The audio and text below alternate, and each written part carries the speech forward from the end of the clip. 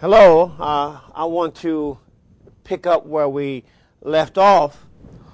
We were looking at the attempt to get America out of the Great Depression, the attempt by President Franklin Delano Roosevelt. We looked at the initial flurry of activity that took place during the first 100 days of Roosevelt's administration, where his primary concern was to restore confidence in the American government. It's particularly in both business and in the banking system. The second part of Roosevelt's program we had just begun to talk about, and that was trying to revive the economy.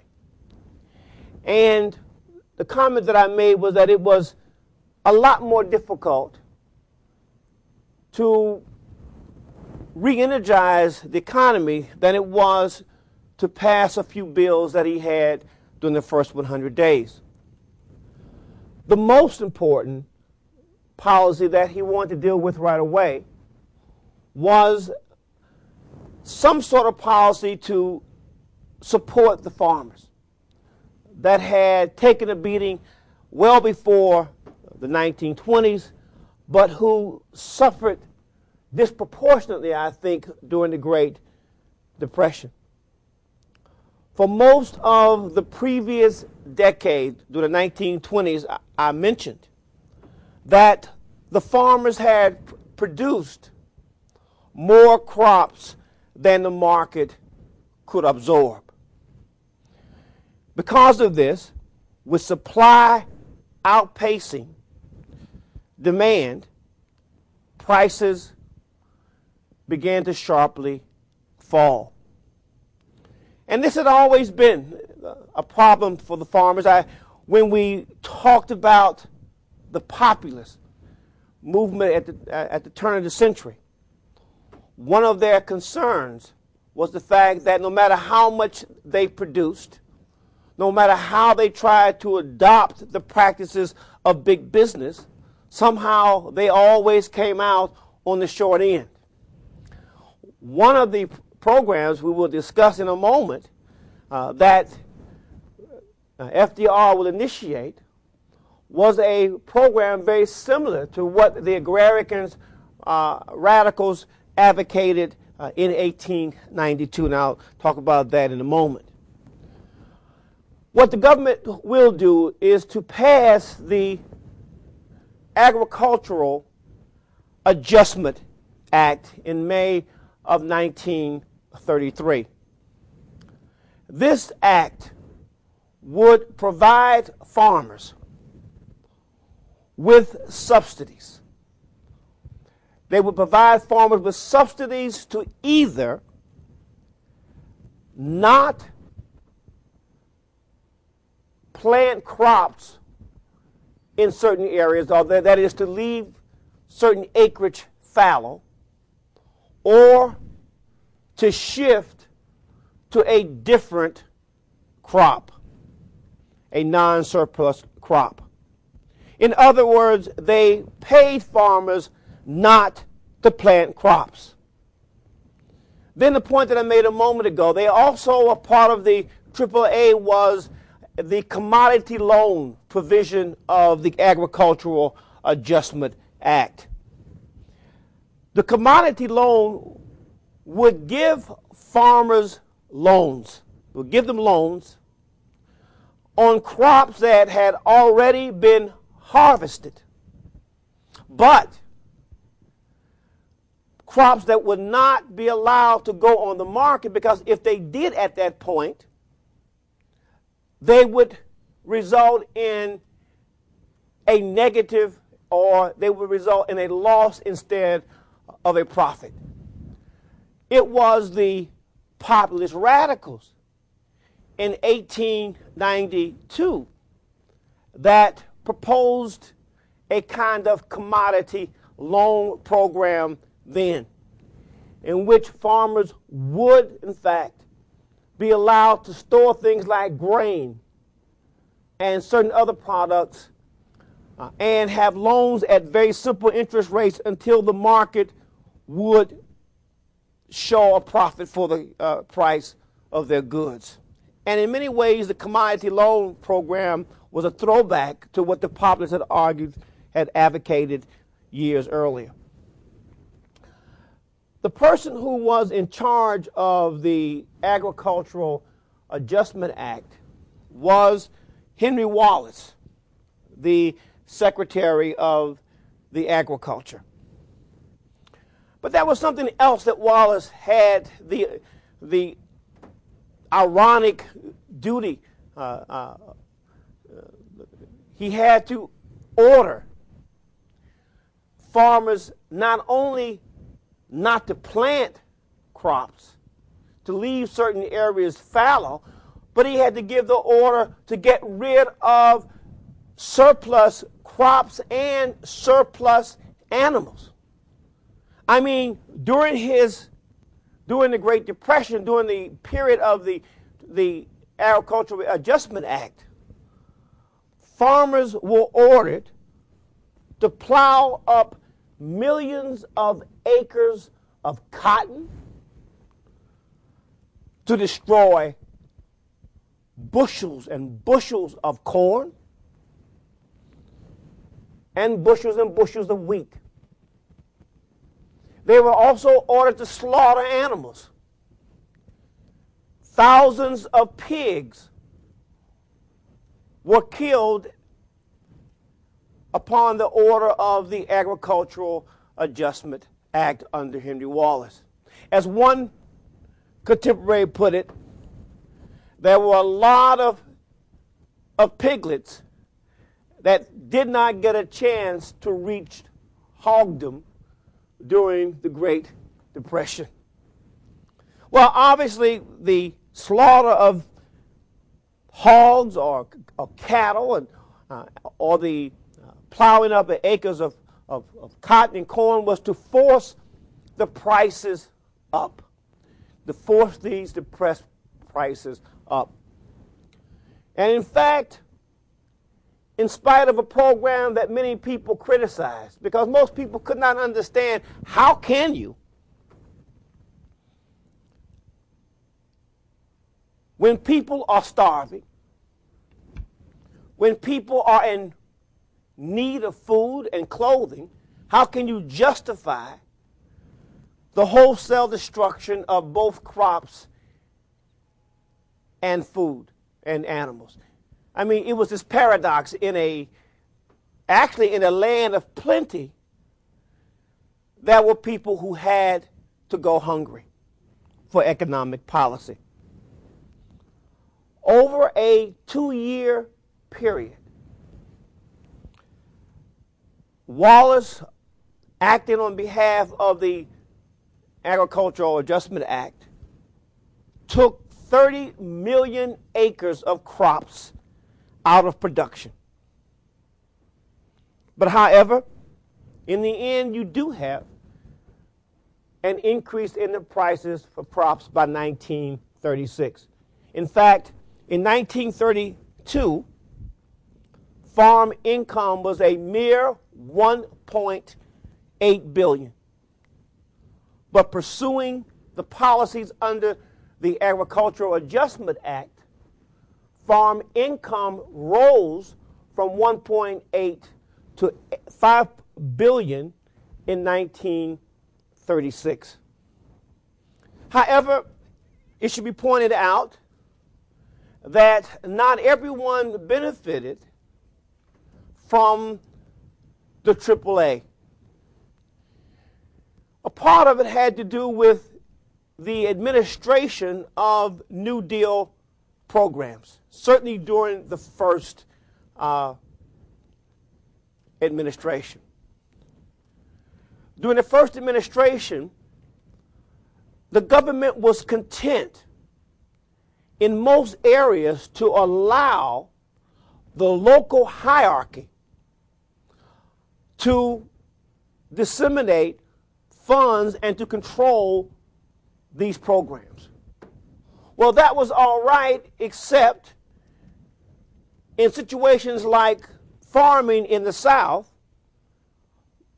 those who needed the subsidies the most were denied. For instance, those who benefited the most from the Agricultural Adjustment Act were the large land-owning farmers. What they did, simply, was to cut their acreage by putting their sharecroppers and tenants off the land. Okay, but I mean, after all, they were being paid not to farm. So they didn't need tenant farmers, and so they pushed the tenant farmers off the land, and all of a sudden now you have a whole class of tenant farmers, both white and black, who simply went hungry because of the Agricultural Adjustment Act. This was particularly acute, although many white tenant farmers suffered. This was particularly acute among black farmers.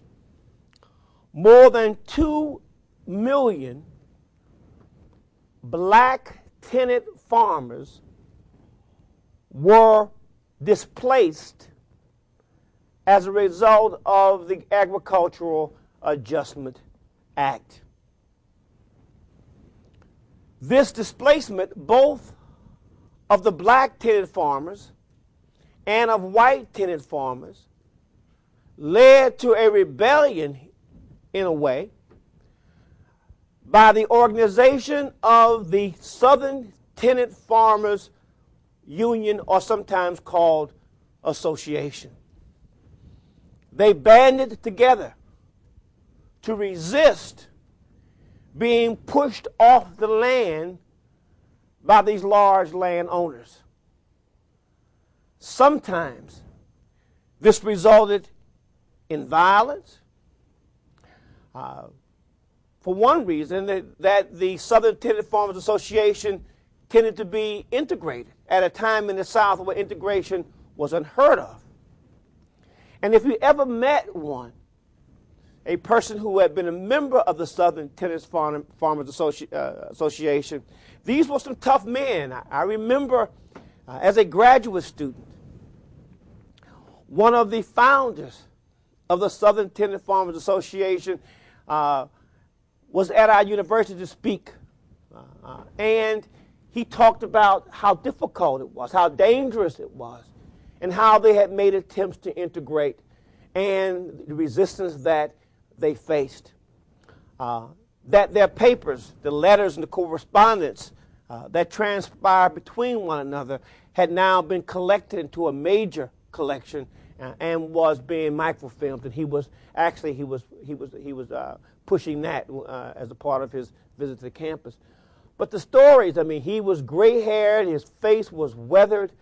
You could tell this man, did not have an easy life, and his stories were riveting about how they opposed the large farmers. What happens I should point out, in Roosevelt's second New Deal, and this will upset many of the Southerners, is that the administration of the New Deal programs will shift. I'm going to mention that now in case I don't mention it. The administration of the New Deal programs will shift from the local hierarchy as the administrating body, and it would be administrated directly from the federal government, bypassing the local hierarchy, which really angered Southerners, and which would be one of the reasons that they would come to oppose Roosevelt by 1938. Because for the simple reason they could not use these programs to control the black population under a separate and equal caste system in the South. Well, I should just mention that because more than 2 million blacks had been displaced, had been pushed off the land under the AAA, there were few blacks that shed any tears when the Supreme Court, in the case Butler versus the U.S. in 1936, declared the Agricultural Adjustment Act unconstitutional. They certainly did not shed too many tears. Then Roosevelt moved on to pass one of the most heralded and one of the most controversial pieces of legislation of his first New Deal. In fact, it was passed only a month after the Agricultural Adjustment Act. And this was the National Recovery Act, the National Industrial Recovery Act. I see I've left out the I. It's the National Industrial Recovery Act. This act, Roosevelt felt, was the most far-reaching legislation ever passed by Congress, and one of the most controversial. The NIRA, the National Industrial Recovery Act, or administration, set up the NRA, which was the National Recovery Administration. This is why you don't have the A up there. What it did two things. One, competing businesses within a given industry would meet with union leaders and consumer groups to draft codes of fair competition and stabilized prices. In other words, they would meet with these business leaders. I mean, it gave the unions an enormous power to meet with union leaders, and out of that, they would have to come to a working understanding about wages and about prices. But the most controversial, I think, part of the National Recovery Act was something known as Section 7A. It kind of reminds me of that place that they always talk about in the science fiction movies that doesn't exist, Area 51. It had that kind of ominous overtones. Section 7A of the National Recovery Administration. This guaranteed the workers' right to join a union. Not only did it guarantee a worker's right to join a union, but it guaranteed collective bargaining, that the unions had the right to collective bargaining. Also, Section 7A established a minimum wage for workers and the maximum number of hours that a worker could be forced to work. And this is really quite radical if you think about the 1920s when unions were falling apart. Unions were being Bethlehem, the union that workers established to protest Bethlehem, still went out of business during the 1920s.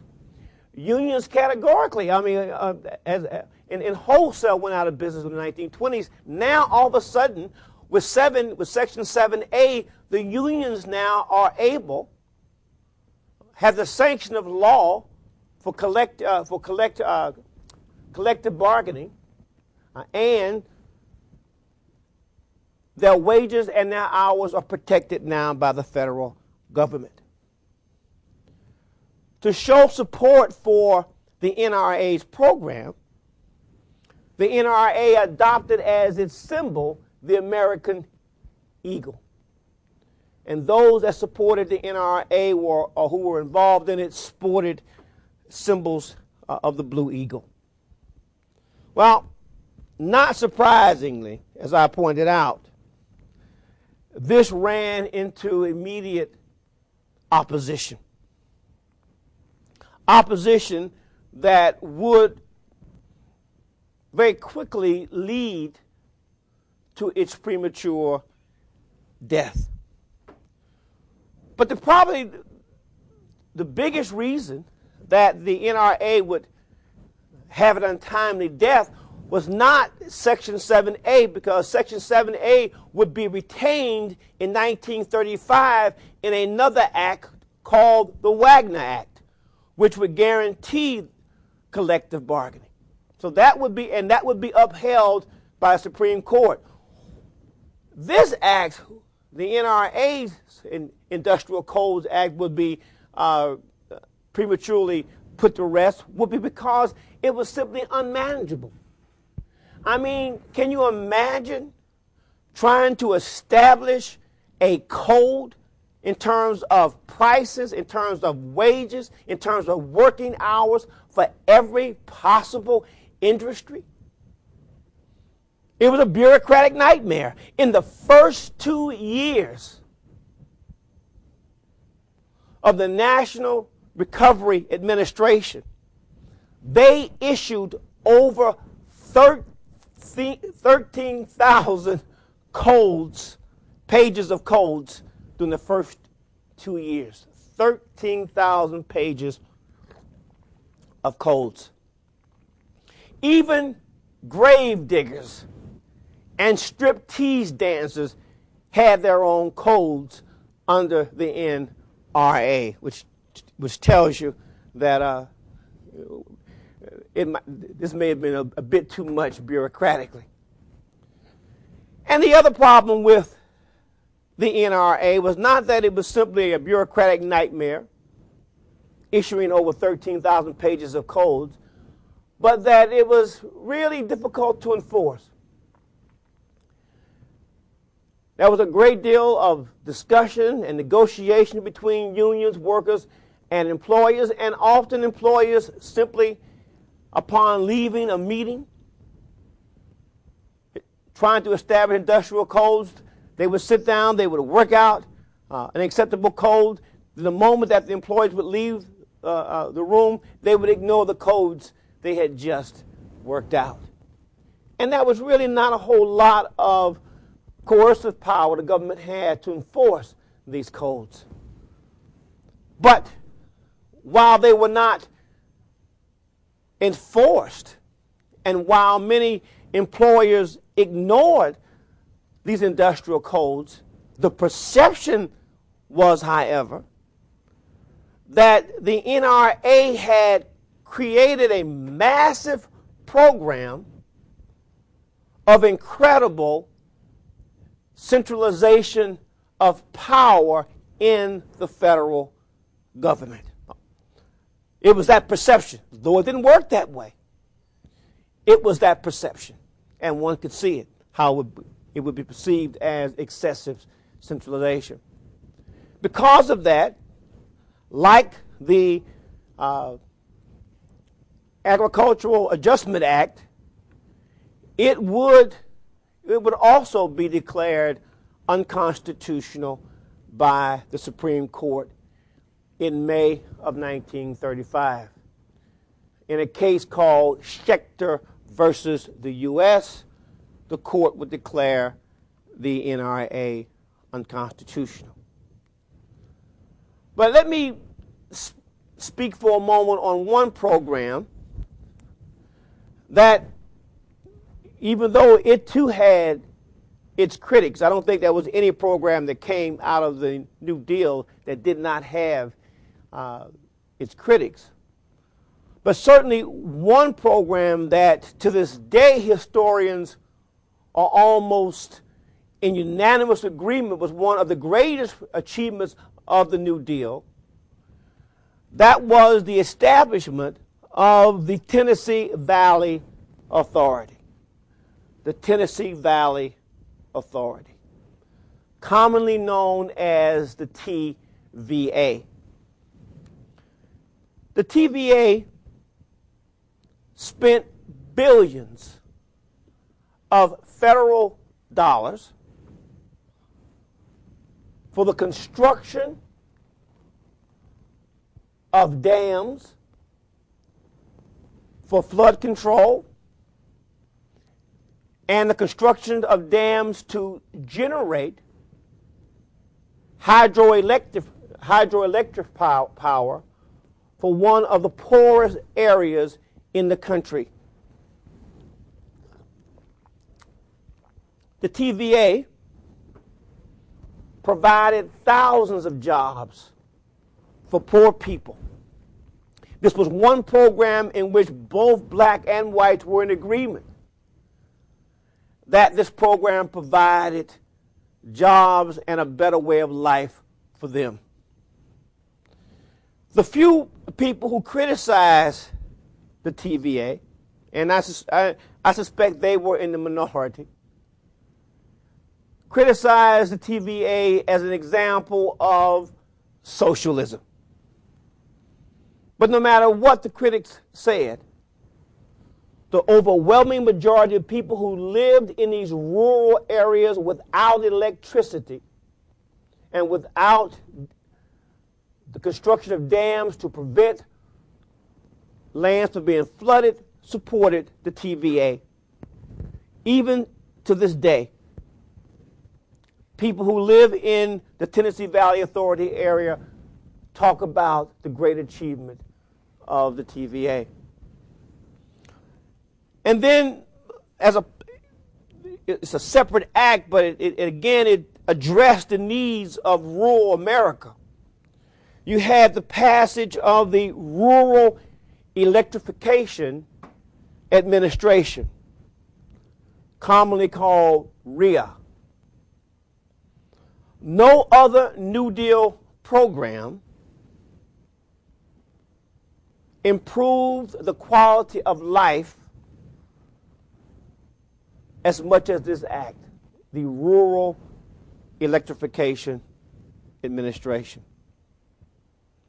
Until 1935. Now, this is enormous. I think you can look at the statistics here. Until 1935, most of the homes in rural America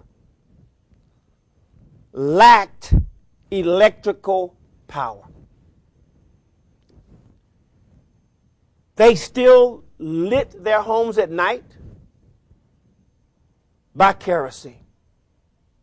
In fact, some still used oiled paper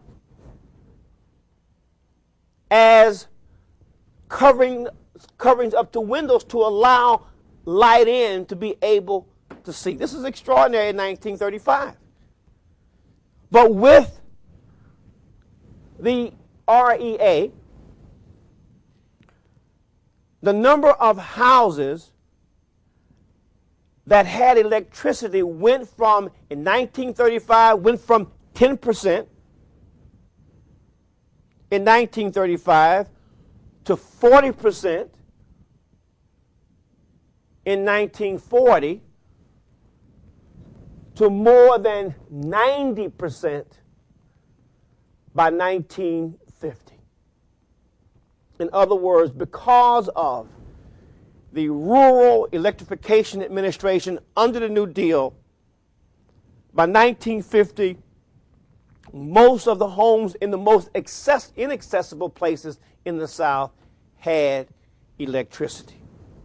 I think this is, if you think about, if you know anything about the South, if you know anything about some of these areas that were so wooded and so inaccessible, this is quite an achievement. And certainly it was one of the most humanitarian gestures on behalf of the American poor. And then they didn't stop there. I mean, Roosevelt was on a roll, and he continued. This too, this next act would benefit Americans in a very direct way, particularly Americans who never had the means or the money to own homes. And this was the passage of the Homeowners Loan Corporation. The Homeowners Loan Corporation. HOLC. During the New Deal, under this act, they made loans up to $14,000. And at this point, that's a lot of money. I think at this point in time, $14,000 is a considerable sum of money. They would make loans up to $14,000 with only a 5% interest rate. How successful was the Homeowners Loan Corporation? By the end of his first term in office, the Homeowners Loan Corporation made more than 1 million loans. Under this act alone, the Homeowners Corporation made more than 1 million loans at a total cost of $3 billion.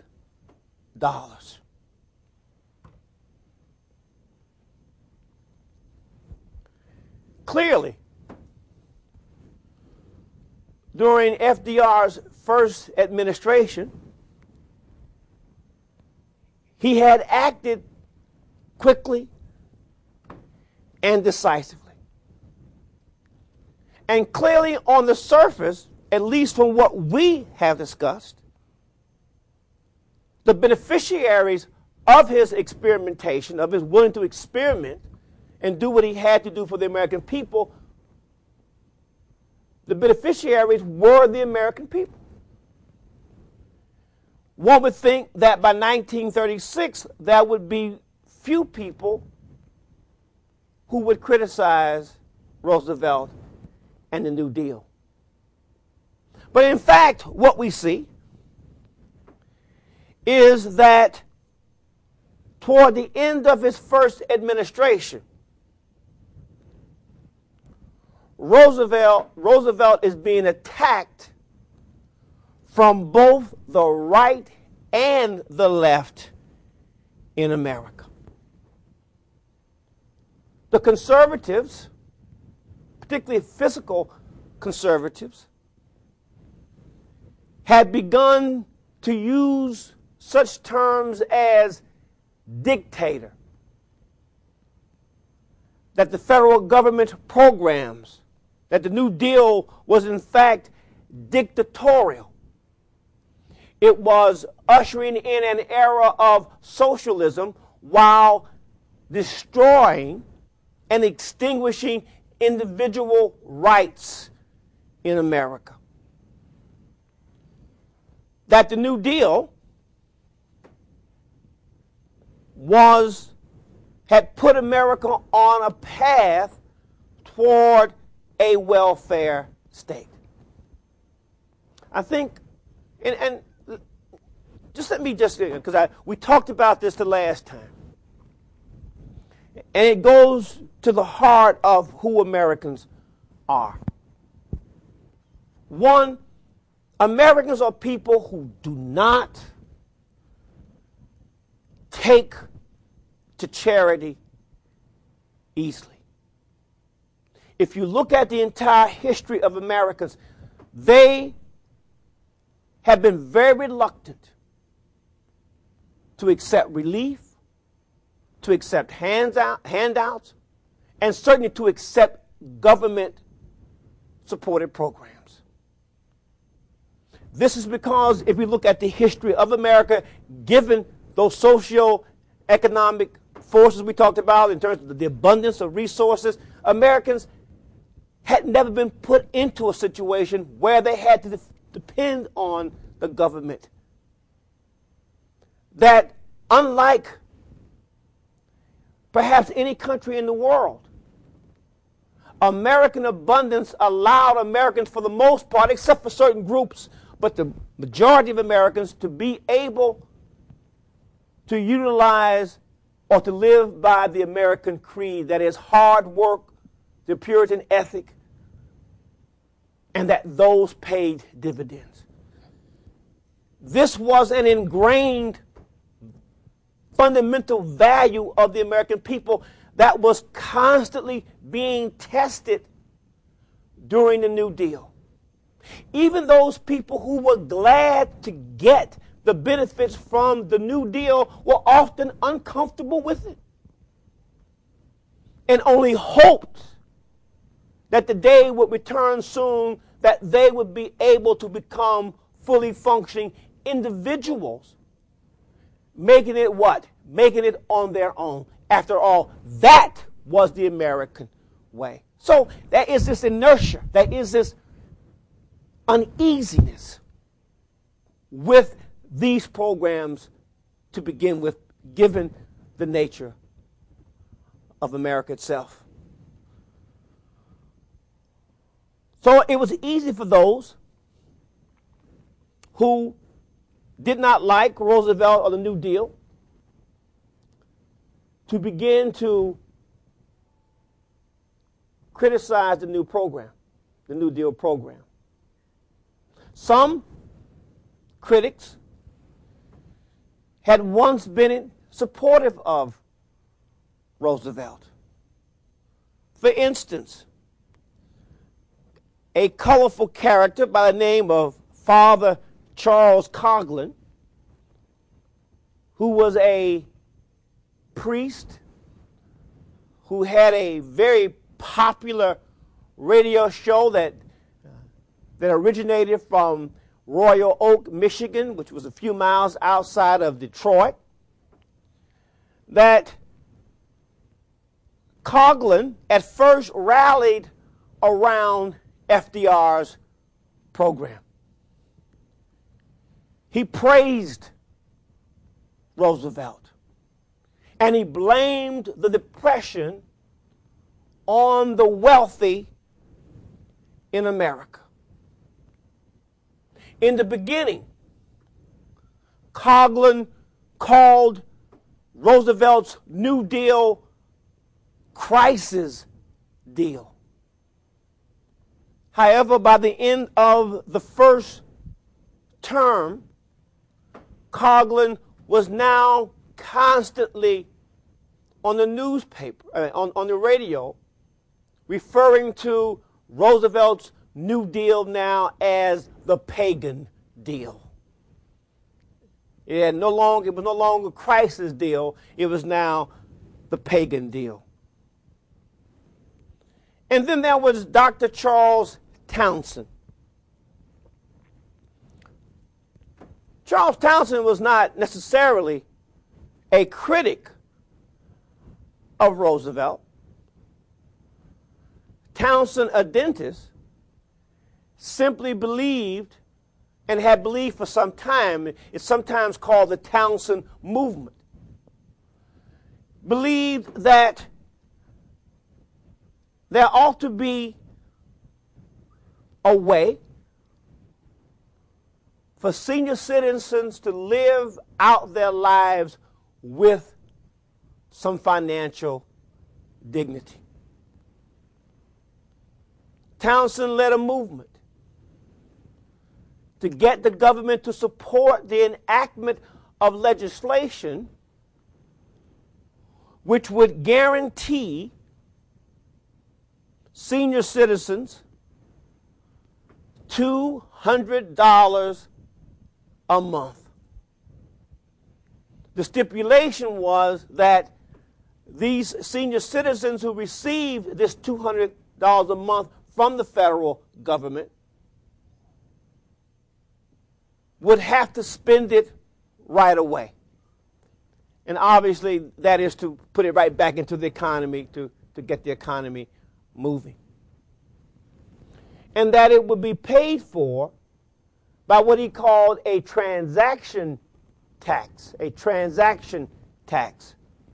That is, that would be a tax on goods at the time they were sold. That is, when you got ready to sell a good, you would pay a tax on it, which is really sort of strange. Well, the notion of providing money for senior citizens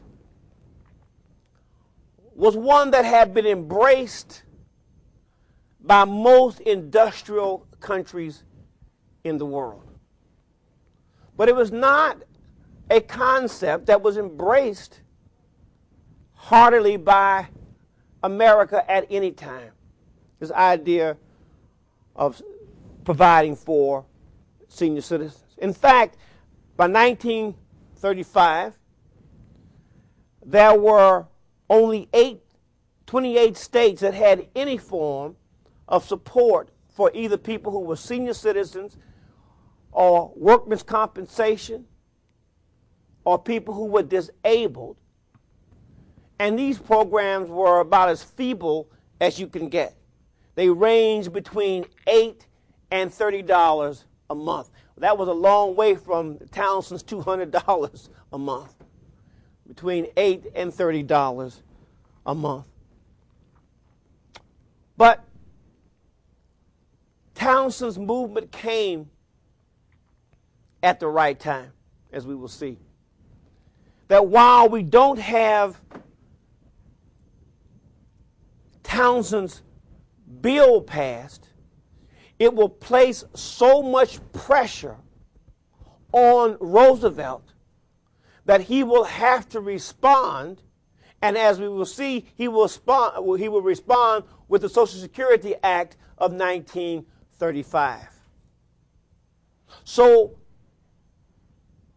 popular was this notion of providing both senior citizens unemployment compensation and some sort of support that he was able, in support of the Social Security Act in 1935, Townsend was able to raise 20 million signatures sent as petitions to Congress to support the Social Security Act in 1935. There are those who would argue that had it not been for Townsend, one, that we may not have had the Social Security Act of 1935, and that FDR was worried about Townsend stealing his thunder and therefore moved more to the left than he would have in terms of Social Security. But it was not just Townsend alone who was sort of pushing FDR more toward the left than he started out. You have a very charismatic and colorful person who has his own plan about how wealth ought to be distributed in America during his first New Deal.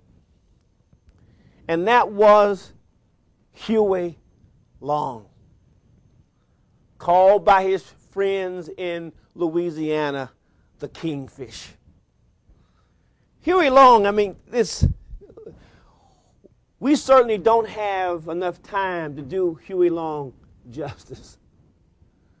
Because he's really, in some ways, is one of the most enigmatic personalities in American history.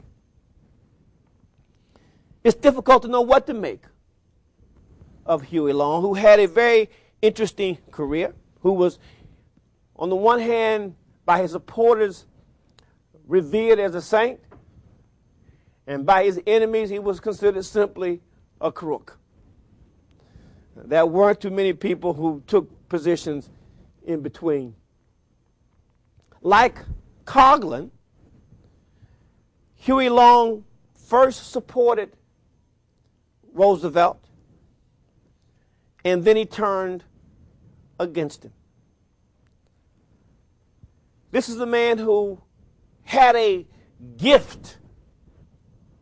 He had a gift with people. He had a very charismatic personality. In 1929, he was the governor of Louisiana, one of the most popular figures in Louisiana at the time. And by he had been a senator in Louisiana even earlier. By 1935, however,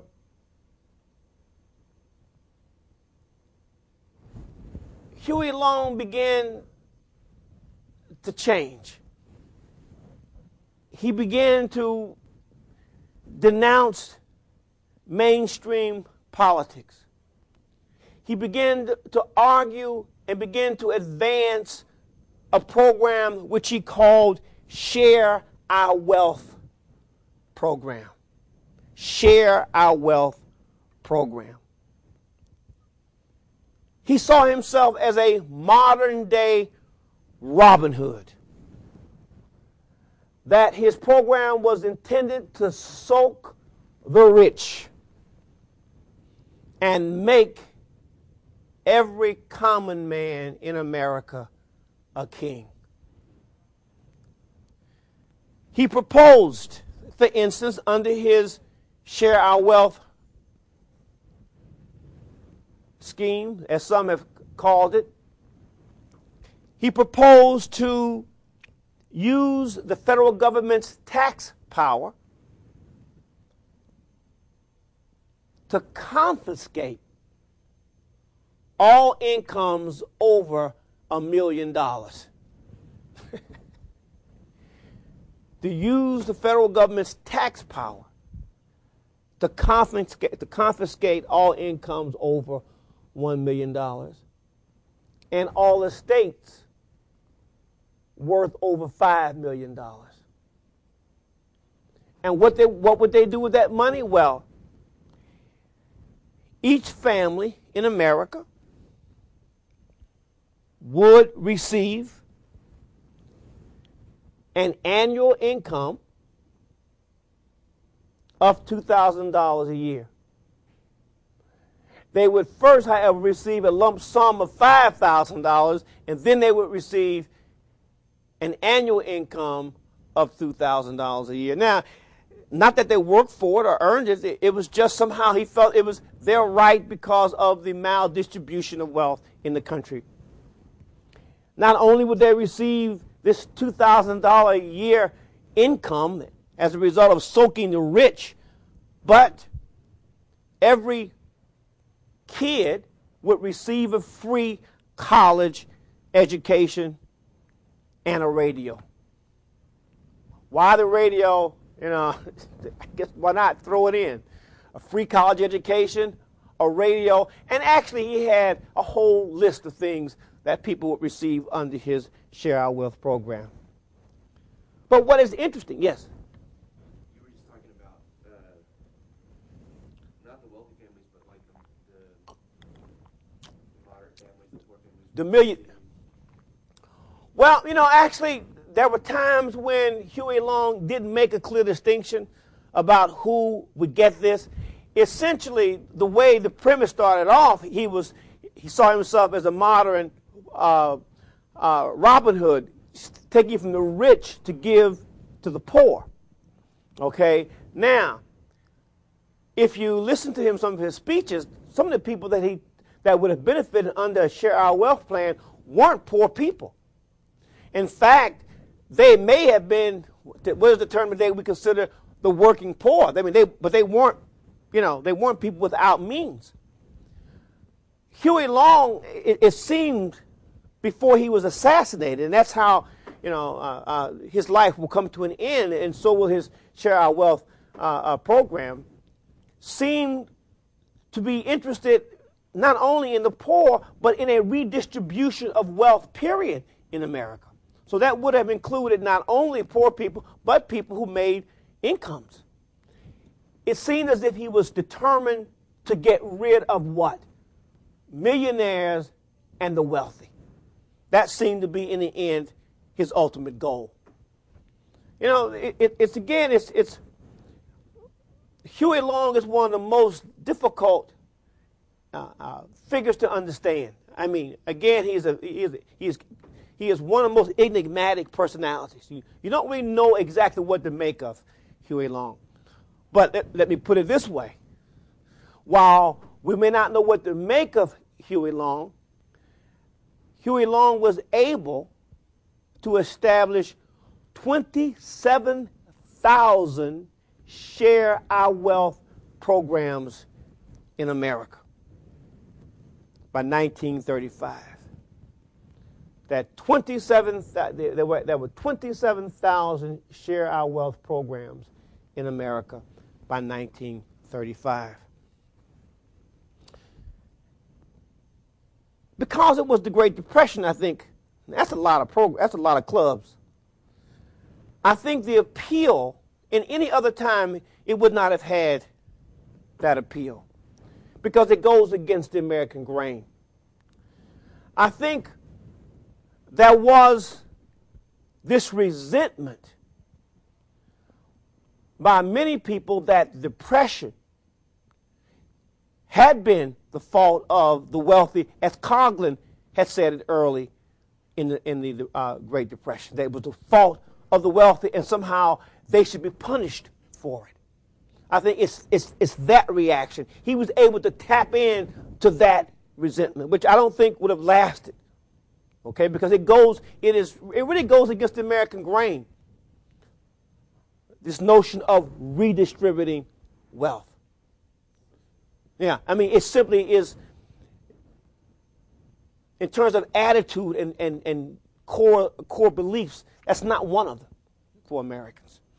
But I think when people are angry, they will do things in anger that they would not do otherwise. And certainly, the Great Depression was a good reason to be angry, at least for a while, displaced aggression. So it appealed to the resentment of the poor toward the rich. He seemed to make it an issue of the people versus the elites. The idea of talking about the elites. And actually, as I indicated, that it wasn't just the poor. His program had a certain appeal to the middle class. There were people in the middle class who actually joined many of his Share Our Wealth programs.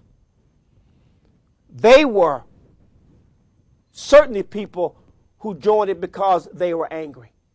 Because, as I pointed out, it was during the 1920s that we have the beginning of the first significant middle class in America because of the economy.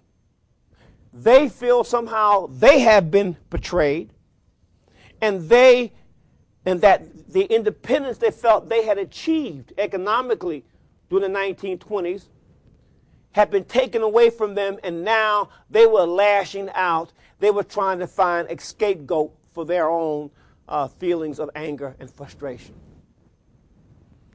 I mean, you begin to have people beginning to blame everybody for the Great Depression, not just the wealthy. But by 1935, for instance, you hear people blaming Jews for the Great Depression. Bankers. The Communist Party is responsible for the Great Depression. And always Washington bureaucrats. In other words, there was a level of frustration that cut across many different lines by 1936. People were looking for someone to blame. Now, I will say that FDR took Huey Long serious. In his private discussions, he was concerned about the influence that Long might have on the next presidential election because he was so popular. And he took him very seriously. It was not only until he was assassinated that Roosevelt could relax when it came to Huey Long and share our wealth programs, or could he feel he wasn't threatened by that kind of radicalism? FDR, in fact, became so concerned by Coughlin, he became so concerned about Coughlin, about Townsend, and about Huey Long that he once said, "I am fighting communism, Huey Longism, Coughlinism, and Townsendism." He was fighting all these isms. Well, their critique or their criticism of the wealthy seemed to push FDR increasingly to the left. Before Coughlin, before Townsend, and before Huey Long, you did not hear the kind of anti-wealth statements from FDR. This was particularly true during his second term. By his second term, Roosevelt was now talking about the wealthy in America as unjust concentrations of wealth and economic power. More and more, he talked about programs of social justice. Well, this notion of social justice, in fact, in 1936, his whole campaign is one of castigating the wealth in America. He knows that the wealthy in America also dislike him, in fact. He knows that in the 1936 election that the wealthy are after him, and he says, "I welcome their hatred." In fact, he said, "I return their hatred." Now, why had he moved so far to the left? One can only attribute, Townsend, Coughlin, and Huey Long, because he was not anti-wealth before the Great Depression or before he began his New Deal. But I will say that by 1936, what was also happening was that a lot of Roosevelt's New Deal program was either being declared unconstitutional by the court, and that he was beginning to find it harder to have legislation passed in Congress, which he attributed in part to the influence of the wealthy, who also by 1936 had become increasingly more vocal about his New Deal program as a form of socialism. So maybe it was all these forces culminating. But this notion of social justice was reflected, I think, in the passage of the Wagner Act, in which will outlive, as we talked about, the NRA, which was declared unconstitutional. But the Wagner Act reaffirmed the workers' right to collective bargaining. Okay? And workers to this day considered the Wagner Act, and particularly the Section 7A in the NRA, as the Magna Carta of labor. But in 1935, social justice was also served by Roosevelt in the passage of the Social Security Act. Again, one of the longest and most enduring pieces of legislation to come out of the New Deal. In fact, it is just now recently, this is interesting, because now we are reassessing for the first time since the Social Security Act was passed in 1935 whether or not the country has outlived the Social Security Act of 1935 in the form that it was passed, and even with the amendments later on. But at this time, it was without a doubt something that was welcomed by the American people.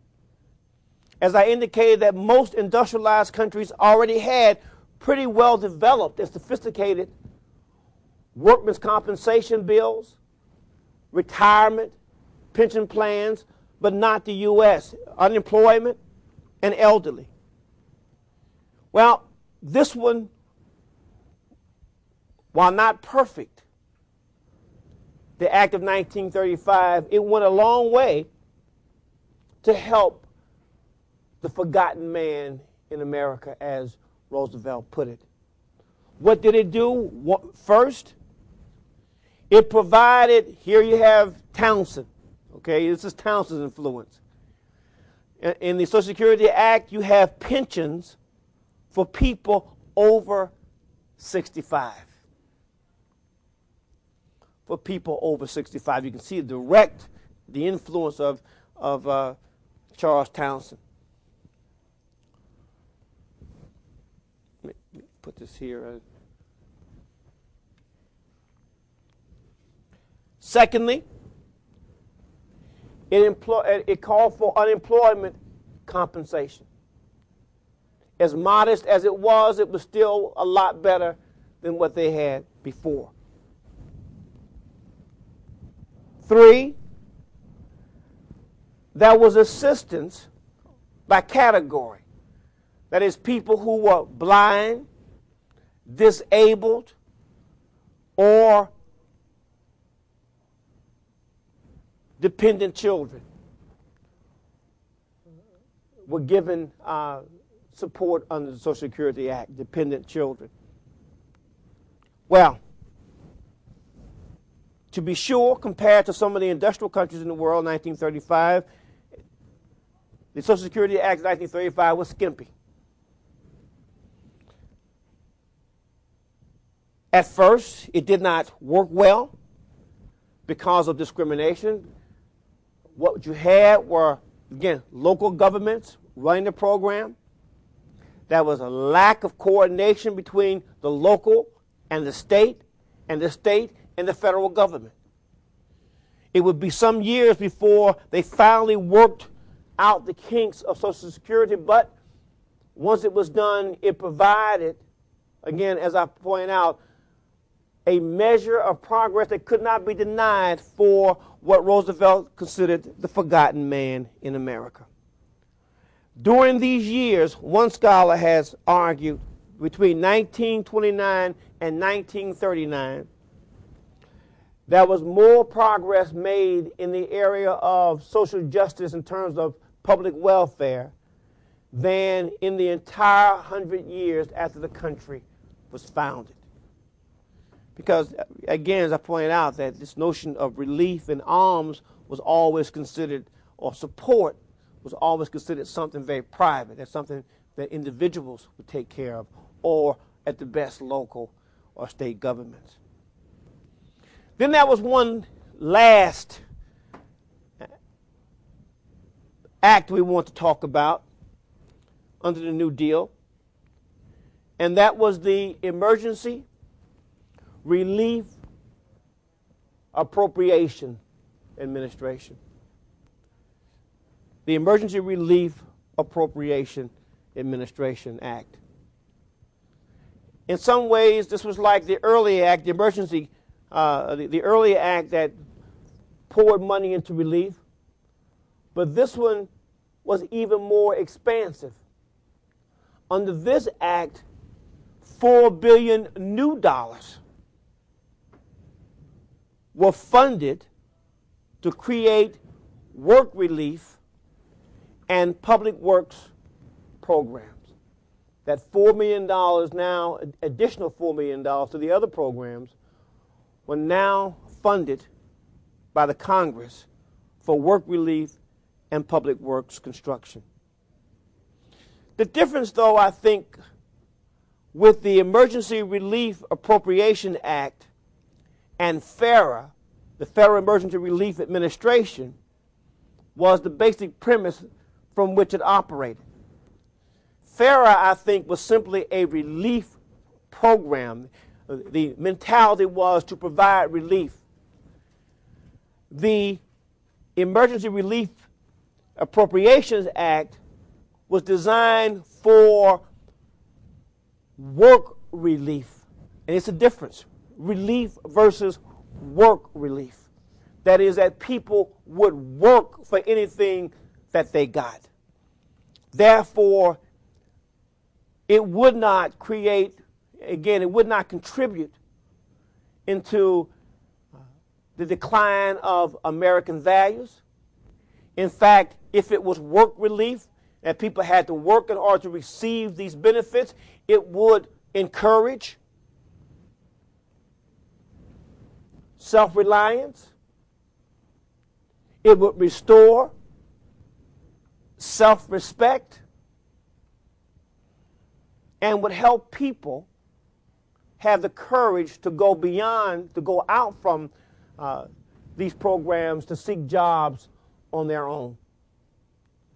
The biggest program in the Emergency Relief Administration was the WPA, the Work Progress Administration.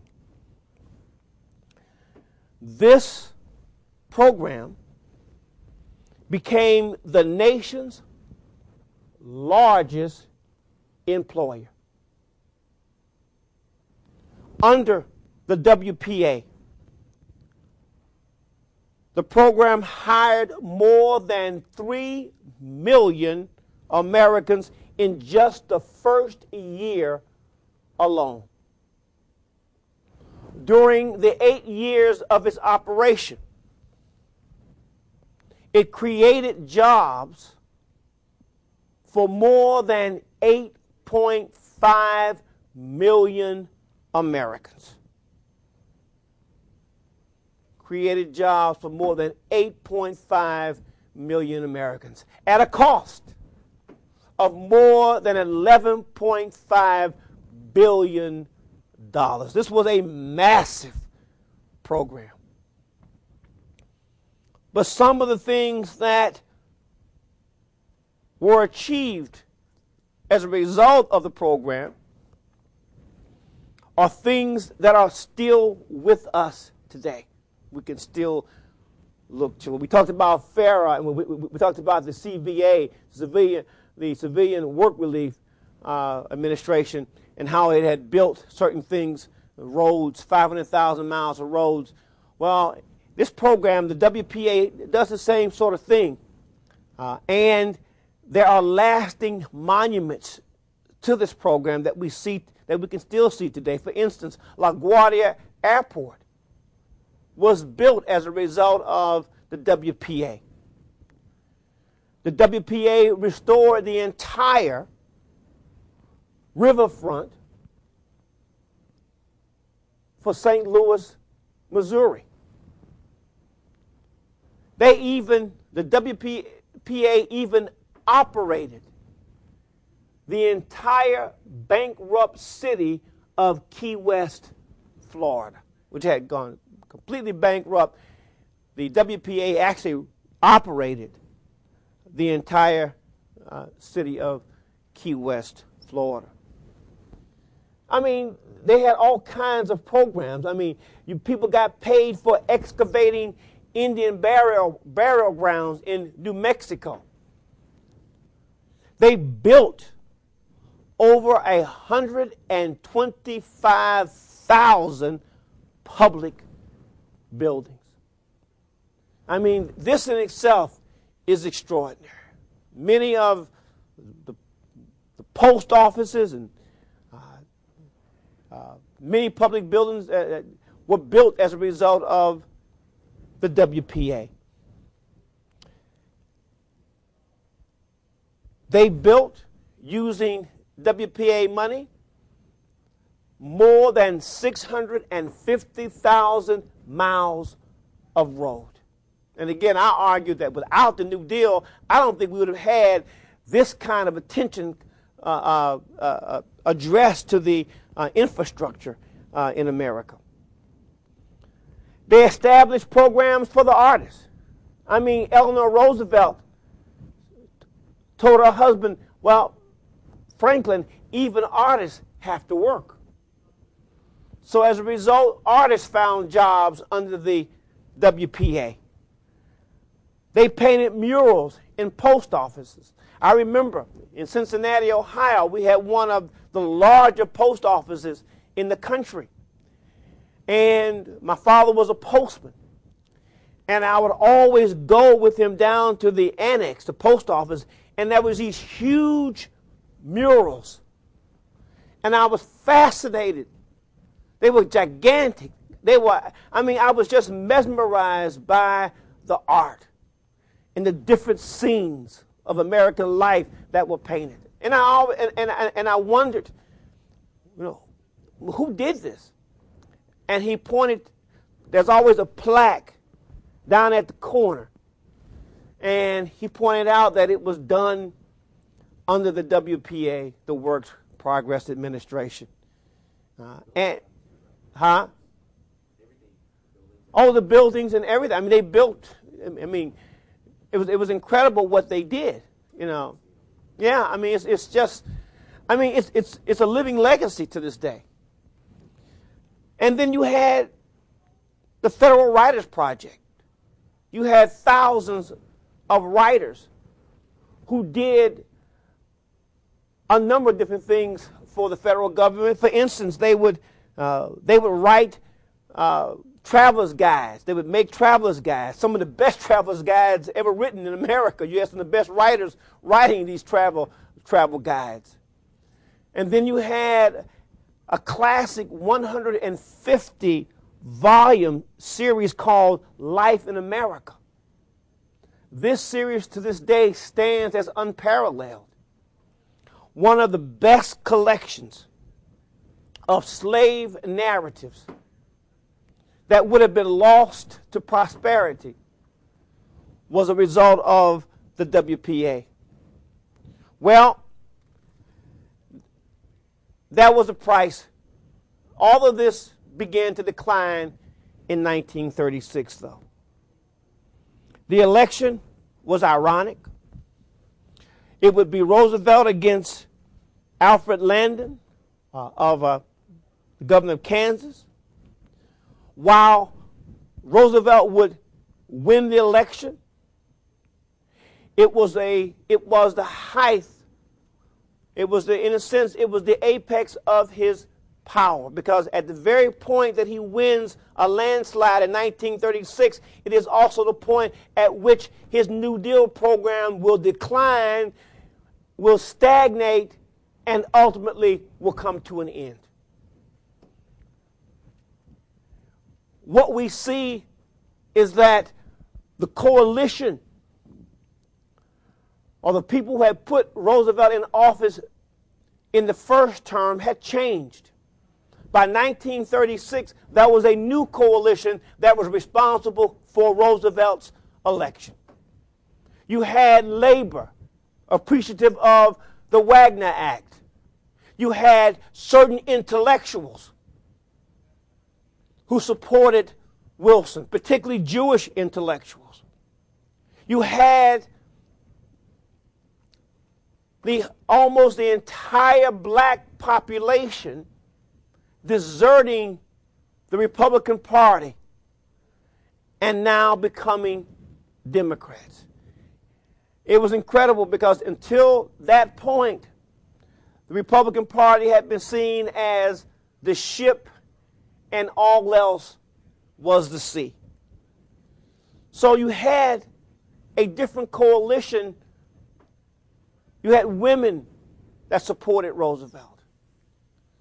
But this coalition was not the one that had supported him completely in 1932.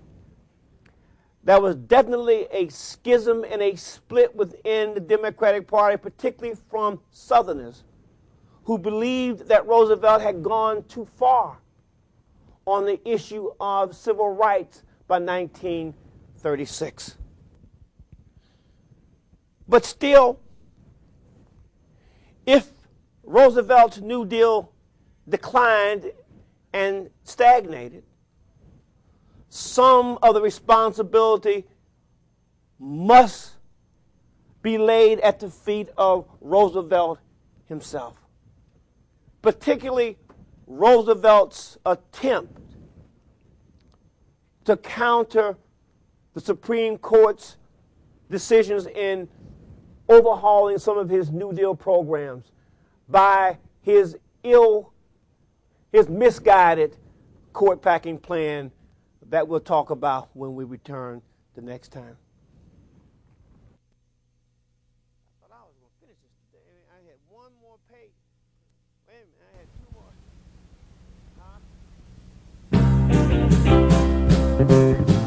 Huh?